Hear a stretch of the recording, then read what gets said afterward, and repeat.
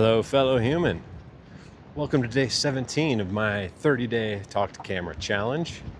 Yes, I missed a handful of days. No, I didn't make videos every day. It's cool. I'm back here in beautiful Colorado, refreshed, reinvigorated. We're getting back on the horse. So, day 17 of 30 is for me to talk about someone that inspired me and how they did so. And over the last handful of years, one of the biggest moments of inspiration I had, was delivered by my good friend Mike.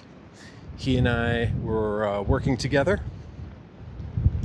and at this time, I was a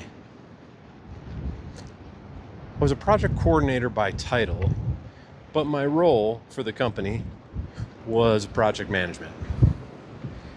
And this was for an architecture and engineering firm, which had a national presence and a very long history, so over 75 years of great work as a design firm.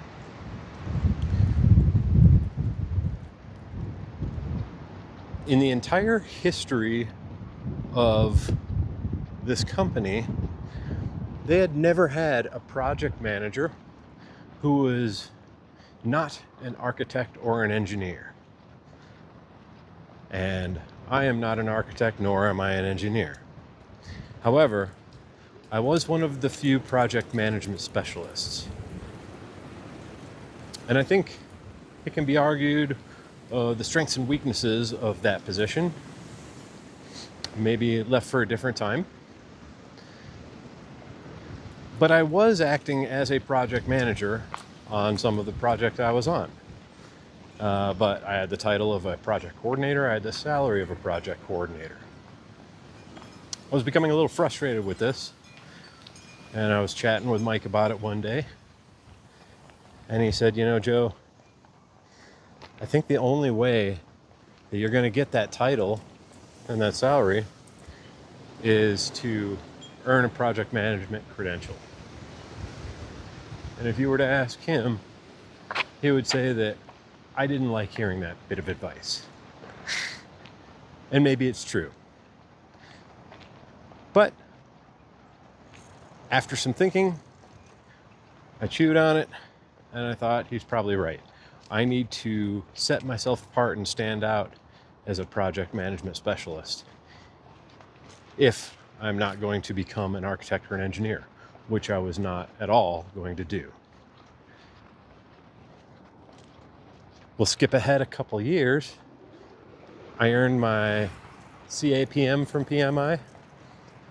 I earned my PMP from PMI. Here comes that win. Woo. And just to brag on myself a little bit, I earned the highest marks that you can possibly earn on both of those credentialing exams. The CAPM at the time, I was scored on 10 categories, and each of those 10 categories I received above target as my classification. On my PMP, I scored 3 out of 3 categories, also above target. Literally could not have received higher marks on the exams. So here I was at the company. I had proven through credentialing, the global gold standard of credentialing, mind you, in project management, that I had the chops to match my over 10 years of experience at the time. And I set out to get the title and get the salary. Well, I got the title, and I did get an increase in salary, but I was still not quite as happy with where I was as I wanted to be, because my earning potential was a little bit higher. More importantly than that, or equally important, was that this company didn't particularly place a lot of value on the discipline of project management. which is strange because all they did was deliver projects. And I saw that I was going to have a tough row to plow if I were to change anything from an organizational perspective. I spent a few months putting together a business case for a project management improvement initiative.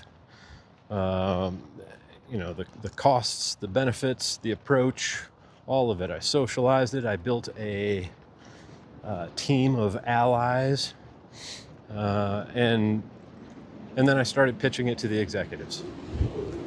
It wasn't too long before it became clear that this was not in the cards, certainly not in the cards in the near future. And I looked for other opportunities to continue growing my skill set, to match my experience and kind of my professional goals. I ended up landing an opportunity working for a project management consulting firm, working with one of my project management heroes, surrounded by other project management professionals with tons of great experience, working across a vast array of industries. In the 2.5 years that I was there working as a strategic consultant, I worked with clients who were in finance, tech, healthcare, government, nonprofit sector. And if I sat down and thought about it some more, I could probably come up with a couple more for areas where I stepped in and picked up the ball from another PM who was no longer functioning as a project manager. Anyway, doing this really amplified the growth that I experienced in my professional skills. It allowed me to not only move up from project management to program management, being an advisor on portfolio management and PMO, honing my chops with business analysis, working with a higher tier of client-side leadership. And it also came with a much nicer salary and more flexible way of working. All of this had knock-on effects, allowing me to put more money away, allowing me to take advantage of other opportunities in my personal life, which has caused tremendous growth over the last 5 years. It is directly responsible for allowing me to do what I'm going to do in 3 weeks when I leave for Spain. And I imagine it puts me in a good position, relatively speaking, to explore opportunities and find out what my next role is going to be. So, all in all, I think that's it.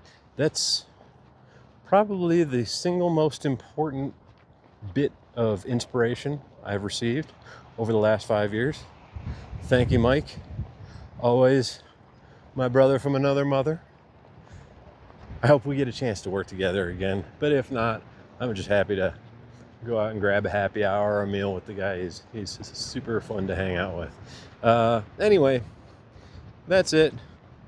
Piece of inspiration, what the inspiration was, how that inspiration has impacted my life. I hope you find something that inspires you. And if you don't have that thing, keep looking. You never know where it's going to come from. Anyway, enjoy the rest of your day. I'll see you tomorrow for day 18.